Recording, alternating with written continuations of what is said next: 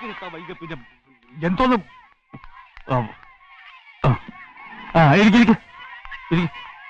നമുക്ക് 2-3 കാര്യങ്ങളാണ് പ്രധാനമായിട്ട് ആലോചിക്കാനുള്ളത്. അതിലൊന്ന് ആൻ ടീച്ചറിന്റെ കാര്യമാണ്. 4 കൊല്ലം മുമ്പുള്ള കാര്യമായിരിക്കാം, എന്നാലും ഈ ഇരിക്കുന്ന ആന ടീച്ചറുടെ മുഖത്ത് കരിവാരി തേച്ചിട്ട് പോയ ആളാണ് ആ ഗോകുലകൃഷ്ണൻ മാഷ്. അതൊക്കെ ആന ടീച്ചർ അപ്പോഴേ മറന്നു കാണും, അല്ല ടീച്ചറെ? മറന്നിട്ടൊന്നുമില്ല. എന്റെ കാര്യത്തിൽ ഇടപെടാൻ അയാൾക്ക് ആരാ അധികാരം കൊടുത്തത്? എന്റെ ഭർത്താവിന് ഞാൻ ആരാണെന്ന് അറിയാവുന്നതുകൊണ്ടല്ലേ കൂടുതൽ കുഴപ്പങ്ങൾ ഉണ്ടാകാതിരുന്നത്. എന്നാലും അവൻ കാണിച്ച ചരിത്രമല്ലേ. പക്ഷേ അയാളിവിടെ മാഷായിട്ട് വരുന്നതിൽ എനിക്ക് പ്രശ്നമൊന്നുമില്ല. അത് ടീച്ചറുടെ വലിയ മനസ്സ്. എന്നാൽ എനിക്കത് അങ്ങോട്ട്. അന്ന് അയാൾ 25,000 രൂപ തന്നിട്ടുണ്ടെന്ന് പറഞ്ഞതായിട്ടാണല്ലോ എന്റെ ഓർമ്മ. അല്ലെങ്കിലും ക്ലെയിം ഉള്ള ആളെ വേണ്ടേ ചേർക്കാൻ? ഞാൻ വിവരമൊക്കെ അറിയിച്ചെന്നേ. അയാൾക്ക് വേറെ എന്തെങ്കിലും ജോലി കിട്ടിക്കാണും. അല്ലാതെ 3-4 കൊല്ലമായിട്ട് ഈ ജോലിക്ക് വേണ്ടി വായും പിടിച്ചിരിക്കുമെന്ന് വിചാരിക്കാൻ ഒരു ന്യായവും കാണുന്നില്ല. ഞാൻ ഇന്നലെ ഒരു മിടുക്കനായ ചെറുപ്പക്കാരനെ കണ്ടു. കുറുവാഞ്ചേരിക്കാരനൊരു ശങ്കരനാരായണൻ. പാവായുടെ പണമൊന്നുമില്ല, ഞാനത് നോക്കൊന്നുമില്ല. സാർ, അടിസ്ഥാനപരമായി ഗോകുലകൃഷ്ണൻ മാഷ് ഒരു പാവമാണ്. അയാൾ ഇല്ലെങ്കിൽ മറ്റൊരാളെ ആലോചിച്ചാൽ മതി. അയാൾക്ക് വേറെ ജോലി കിട്ടിക്കാണും മാഷേ.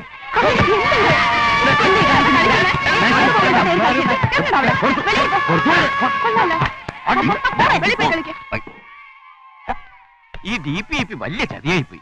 ഒരെണ്ണം പറഞ്ഞാൽ അനുസരിക്കില്ല. രക്ഷിതാക്കളാണെങ്കിൽ ദിവസേന വന്നോണ്ടിരിക്കുക. അതെന്തിനാ? പിള്ളേരുടെ TC വാങ്ങാൻ. അല്ലാതെന്തിനാ? ഈ പാഠ്യപദ്ധതിയിൽ പലർക്കും വിശ്വാസമില്ല. പിള്ളേര് 10ാം ക്ലാസ് എത്തുമ്പോഴേക്കും 8ഉം പൊട്ടും തിരിയാത്ത പൊട്ടന്മാരായി പോകുന്ന എല്ലാവരുടെയും പേടി. കൊടുക്കരുത്, ഒറ്റ എണ്ണത്തിന് TC കൊടുക്കരുത്. എന്ന് വെച്ചാൽ TC താടാന്നൊക്കെ പറഞ്ഞ് ചിലർ തല്ലാൻ വരിക. തല്ല് കൊണ്ടാലും TC കൊടുക്കരുത്. ഈ DPIPയുടെ പോക്ക് ഇങ്ങനെയാണെങ്കിൽ നമ്മുടെ സ്കൂളിന്റെ നിലനിൽപ്പ് തന്നെ അവതാളത്തിലാവും. ഈ DPIP മനുഷ്യനെ തുലച്ചിട്ടേ പോകുള്ളൂ തോന്നുന്നു. വേൾഡ് ബാങ്ക് ഏർപ്പാടുകൾക്ക് വല്ല കാര്യമുണ്ടോ? ചുമ്മാ ജില്ല തോറും കോടിക്കണക്കിന് രൂപ വാരിയറിയാൻ. തന്തമാരും തള്ളമാരും പിള്ളേരുടെ TC വാങ്ങിക്കാൻ സ്കൂളിലേക്ക് ദിവസവും വന്നോണ്ടിരിക്കുക. അവറ്റകളെ ഇംഗ്ലീഷ് മീഡിയം സ്കൂളിലോട്ട് മാറ്റാൻ. അല്ല, ഗോകുലകൃഷ്ണൻ മാസ്റ്റർ കയ്യിൽ നിന്ന് വാങ്ങിച്ച 25,000 രൂപ നിങ്ങൾ തിരിച്ചു കൊടുത്തെന്നല്ലേ പറഞ്ഞത്? അതെ, തിരിച്ചു കൊടുത്തല്ലോ. നോക്കെടുത്ത നുണയെ പറയൂന്ന് അറിയാഞ്ഞിട്ടല്ല, സത്യമല്ല അയാൾ പറഞ്ഞു. ആര്? 5 മിനിറ്റ് മുമ്പാ ഗോകുലകൃഷ്ണൻ മാസ്റ്റർ ഇവിടുന്ന് അങ്ങോട്ട് ഇറങ്ങിപ്പോയത്. അവൻ വന്നോ?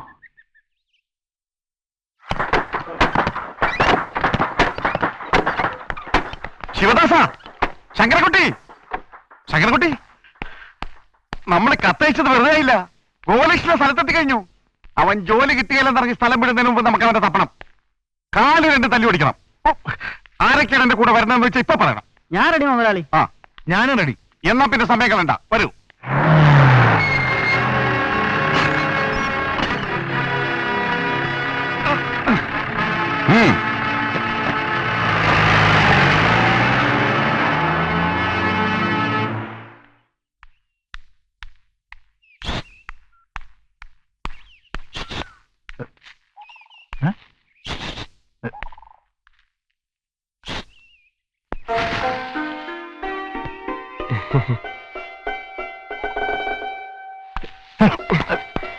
ഞാൻ വീട്ടിൽ പോയിരുന്നു.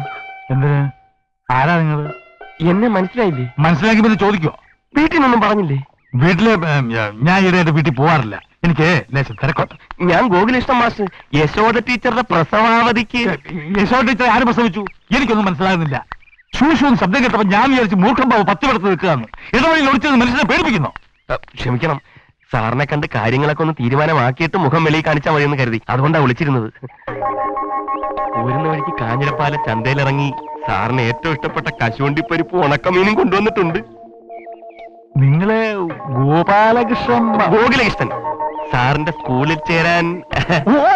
ഗോകുലകൃഷ്ണൻ ഞാന് വേറെ ആരും ആണെന്ന് തെറ്റിദ്ധരിച്ചു.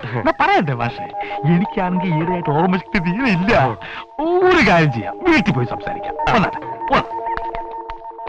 അപ്പൊ ഈ 4 കൊല്ലത്തിനിടയ്ക്ക് വേറെ ജോലിയൊന്നും ശരിയായില്ലേ? പലതും ചെയ്തു. കൃഷി വകുപ്പിന്റെ കീഴിൽ നെല്ലിന് മരുന്നടി, ജനകീയാസൂത്രണത്തിന്റെ റോഡ് വെട്ട്. പിന്നെ സാറിനോടായോണ്ട് സത്യം തുറന്നു പറയാലോ, 1-2 മാസക്കാലം കടവങ്കോട് മുനിസിപ്പാലിറ്റിയുടെ കീഴിൽ പട്ടിപിടുത്തക്കാരനായിട്ടും ജോലി ചെയ്തു. പട്ടിപിടുത്തമൊക്കെ എങ്ങനെ പഠിച്ചു? സാർ, ഓരോ മനുഷ്യന്റെ ഉള്ളിലും ഒരു ഡോക്ടറും എഞ്ചിനീയറും പട്ടിപിടുത്തക്കാരനും ഒളിഞ്ഞിരിപ്പുണ്ട്. അതാത് സാഹചര്യത്തിൽ ഓരോന്നായി പുറത്തു വരും, അത്രേ ഉള്ളൂ. സാറിന്റെ കത്ത് കൈ കിട്ടിയപ്പോ എനിക്കുണ്ടായ സന്തോഷം ഇതങ്ങോട്ട് വാങ്ങിയട്ടെ. കത്തോ? ഏത് കത്ത്? സാർ അയച്ച കത്ത്. വത്സം മാസ്റ്റർ റിട്ടയർ ചെയ്തെന്നും ഞാൻ ഉടനെ വന്ന് ജോയിൻ ചെയ്യണമെന്നൊക്കെ.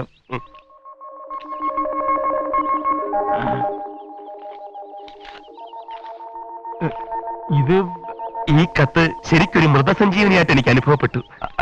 ഇങ്ങനെ ഒരു കത്ത് ഹാറ്റ് നോറ്റിരിക്കുകയായിരുന്നു ഞാൻ. പക്ഷെ ഇങ്ങനെ ഒരു കത്ത് അയച്ചെങ്കിലും ഉടനെ മാഷെ അങ്ങനെ ബാക്കി രൂപ അപ്പോയിന്റ് 50,000 കൊണ്ടുവന്നിട്ടുണ്ട്. പണമല്ലല്ലോ കാര്യം. അപ്പൊ അന്ന് 25,000 രൂപ മതിയോ? ഗോപാലകൃഷ്ണൻ മാഷേ, ഗോകുലകൃഷ്ണൻ മാഷ്. അതെന്തുമാവട്ടെ, ഇങ്ങനെ ഒരു കത്തയച്ചതിന് ശേഷമാണ് കാര്യങ്ങളുടെ എല്ലാ വശങ്ങളെ പറ്റിയും കൂലങ്കഷമായി ഞാൻ ആലോചിച്ചത്. ഏത് വശങ്ങൾ? അണ്ടിപ്പരിപ്പ് ഉണക്കമീനും. ഇതൊക്കെ വാങ്ങിച്ചോട്ടെ ആര് പറഞ്ഞു? സാറിന് ഏറ്റവും ഇഷ്ടപ്പെട്ട ഇഷ്ടമാണെന്ന് വിചാരിച്ച് നേരം എടുത്ത വൈകുന്നേരം വരെ ഉണക്കമീൻ കഴിച്ച് അണ്ടിപ്പരിപ്പ് തിന്നുകൊണ്ടിരിക്കാൻ പറ്റുമോ? തോന്നുമ്പോ എടുത്ത് തിന്നാലോ. മോളെ സ്നേഹത്തെ ചായ ഇപ്പൊ വേണ്ട. വേണ്ടാത്തോണ്ടാ. അച്ഛൻ വിളിച്ചോ? ആ, ഇയാളുടെ ഈ പൊതി മേടിച്ച് അകത്തങ്ങനെ കൊണ്ടിട്ട്. ലതക്കുട്ടി ഇപ്പോഴും ടൈപ്പ് ഓടിക്കാൻ പോകുന്നുണ്ടോ? ഇല്ല, നിർത്തി. ഫീസ് കൊടുക്കാൻ എവിടുന്നാ കാശ്? അല്ലേ അച്ഛാ? സത്യമായിട്ട് ഞാൻ കരുതിയത് ലതക്കുട്ടിയുടെ കല്യാണം കഴിഞ്ഞു കാണുമെന്നാ. ഞങ്ങളുടെ നാട്ടിൽ നിന്ന് ഒരു നല്ല ചെറുക്കനെ ഇങ്ങോട്ട് വിടട്ടോ. നീ അകത്ത് പോ. ഇനി അകത്ത് പോവാൻ. എന്തിനാ അവിടെ നേരെ ഒച്ച വെക്കുന്നത്? അവളെ എന്ത് തെറ്റ് ചെയ്തു? വേറെ എന്തെങ്കിലും കാര്യത്തിന് ദേഷ്യം വന്ന ആരുടെയെങ്കിലും മെക്കെട്ട് കയറിക്കോളും. നിന്നെ ഇങ്ങോട്ട് ക്ഷണിച്ചില്ല. മോളെ ക്ഷണിച്ചപ്പോ അമ്മ കൂടെ വന്നതാ. എന്താ പാടില്ലേ? എല്ലാരും കൂടെ ഒന്ന് പാന്ത് പിടിപ്പിക്കും. അച്ഛന്റെ അകലെ പൊട്ടിക്കുന്നതിന് മുമ്പ് മോളിക്ക് പോരെ. വാ. ഞാൻ വന്ന സമയം ശരിയായില്ല എന്ന് തോന്നുന്നു. ഇല്ല, ഒട്ടും ശരിയായില്ല. ഒന്നാമത്തെ കാര്യം, ഈ സ്കൂൾ ബിൽഡിങ്ങിന് ഒരു വിള്ളലോ ഒരു വലിയ വിള്ളല്. അറ്റകുറ്റപ്പണിയെല്ലാം കഴിഞ്ഞ് എഞ്ചിനീയർ സർട്ടിഫിക്കറ്റ് തന്നാലേ ക്ലാസ്സുകൾ തുടങ്ങാൻ പറ്റൂ. ഞാൻ വെയിറ്റ് ചെയ്യാ. മാഷേ, നിങ്ങളുടെ ജീവൻ അപകടത്തിലാണ്. ആ മാത്തുക്കുട്ടി നിങ്ങളെ കൊല്ലുന്നു പറഞ്ഞ് നടക്കുക. എന്റെ ജീവനേക്കാൾ വലുതാണ് എനിക്ക് ഈ ജോലി. വീട്ടിൽ പറയണം മാഷേ, ഒരു ജോലി പോയാൽ 10 ജോലി വേറെ കിട്ടും. ജീവൻ പോയാൽ പിന്നെ പോയതാ. എങ്കിൽ ഞാൻ സാറിനോട് മറ്റൊരു രഹസ്യം തുറന്നു പറയാം. ബസ്സിൽ നിന്ന് ഇറങ്ങിയ ഉടനെ തന്നെ എനിക്കൊരു വധഭീഷണി ഉണ്ടെന്ന് പോലീസ് സ്റ്റേഷനിൽ ഒരു പെറ്റീഷൻ കൊടുത്തിട്ടാണ് ഞാൻ ഇങ്ങോട്ട് വന്നത്. അതിൽ വലിയ കാര്യമൊന്നുമില്ല. ഞാൻ പറയുന്നത് കേക്ക്. മാഷ് തൽക്കാലം പോ. കെട്ടിടത്തിന്റെ അറ്റകുറ്റപ്പണിയെല്ലാം കഴിഞ്ഞ് ഞാൻ ഇതുപോലെ കത്തയക്കാം. ജോലി കിട്ടിയെന്ന് നാട്ടുകാരോടും വീട്ടുകാരോടും പറഞ്ഞിട്ടാ ഇങ്ങോട്ട് പോകുന്നത്. ഓ, തന്നെയുമല്ല, കടവങ്കോട് ഉദയ സ്പോർട്സ് ആൻഡ് ആർട്സ് ക്ലബ് എനിക്കൊരു ഗംഭീര യാത്രയപ്പം തന്നാ വിട്ടത്. എന്നിട്ടിപ്പം മടങ്ങി ചെല്ലാന്നൊക്കെ പറഞ്ഞാ എന്ന് പറഞ്ഞാൽ ഇപ്പം ഒരു കാര്യം ചെയ്യാം. സാറ് പറഞ്ഞതുപോലെ ഞാൻ ഇപ്പൊ പോവാം.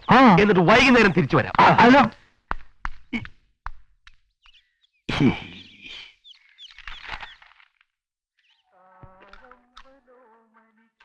ഞാൻ ഏതായാലും ഈ കത്തയച്ചിട്ടില്ല. പിന്നെ ഇത് ആരയച്ചു?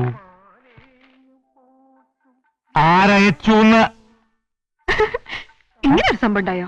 ഏതായാലും ഇത് എന്റെ കൈപ്പടയല്ല.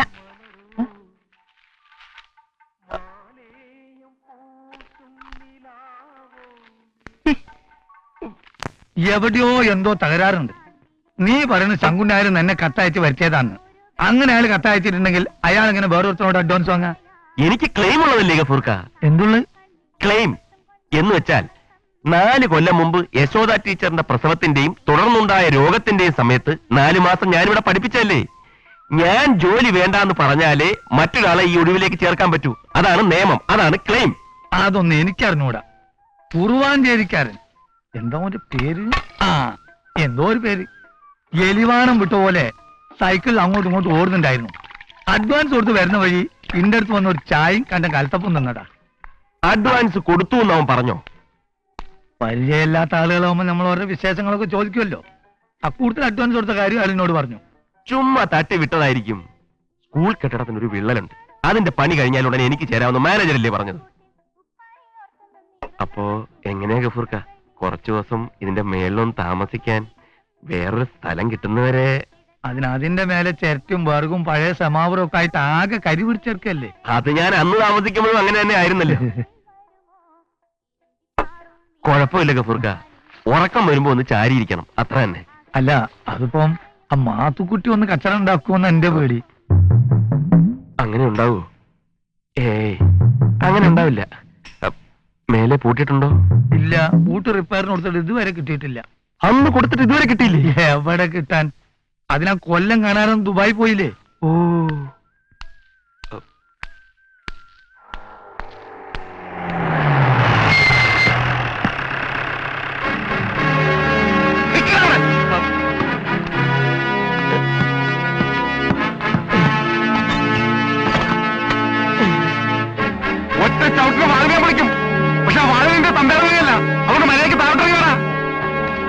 മാത്തുക്കുട്ടി, ഞാനൊരു സ്കൂൾ അധ്യാപകനാണ്.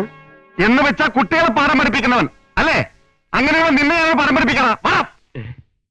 വിട്ടുകളാ മാത്തുക്കുട്ടി, അയാളൊരു പാവല്ലേ.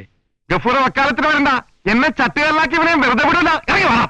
മാത്തുക്കുട്ടി ഒന്ന് ഓർക്കണം, ഞാനല്ല മാത്തുക്കുട്ടിയുടെ കാലൊടിച്ചത്. ആനി ടീച്ചറുടെ ഭർത്താവ് പട്ടാളക്കാരൻ ക്ലീറ്റസാ.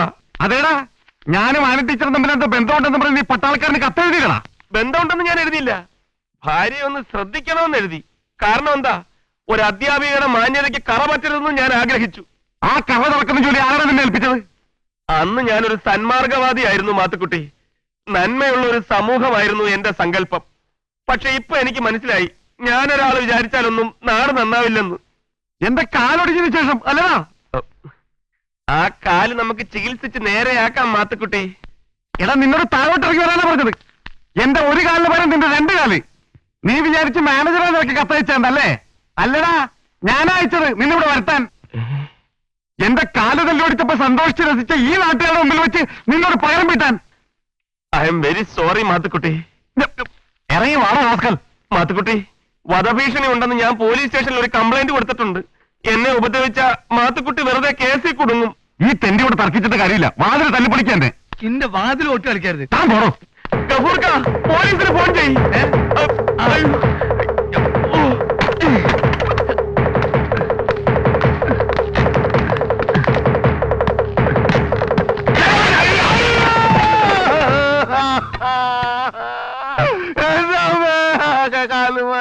എടുത്തു പൊക്കണ അച്ചായനെ.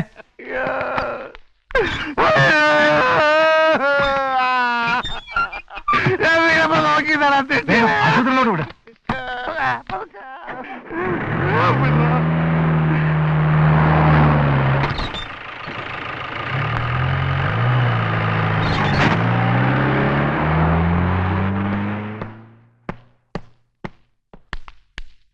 പാവം മാത്തുക്കുട്ടിക്ക് പരിക്ക് ഒരുപാടുണ്ടോ ഗഫൂർക്ക? ഉണ്ടെങ്കിൽ എടോ, പാടത്ത് പണിപ്പോ പണ്ടത്തെ പോലെയല്ല. പാടത്ത് പണി വരുമ്പത്ത് കൂലി. കള്ള സുവറിന്റെ കോണി പൊളിച്ചിട്ട്. അത് ഞാൻ നന്നാക്കി തരാം. എന്തിന്? അതൊന്നും വേണ്ട, നാട്ടിൽ ആശാരിമാരുണ്ട്. മാനേജരല്ല മാത്തുക്കുട്ടിയാണ് എനിക്ക് കത്തയച്ചെന്ന് പറഞ്ഞല്ലോ. ആ കേട്ടല്ലോ, ഞാൻ പറഞ്ഞു കേട്ടോ, എവിടെയോ എന്തോ തരാറുണ്ടെന്ന്. ശങ്കുണ്യാരാ മോൻ. ദേ പോണേല് വേണം. ആരാത്? അഡ്വാൻസ് കൊടുത്ത പുള്ളിന്ന്, ആ കുറുവാഞ്ചേരിക്കാരൻ. നായരെ വീട്ടിലേക്കായിരിക്കും. കുറുവാഞ്ചേരി, കുറുവാഞ്ചേരി.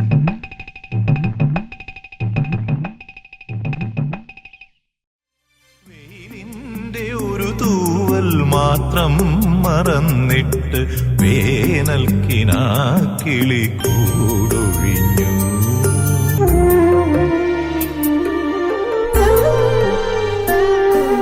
വെയിലിൻ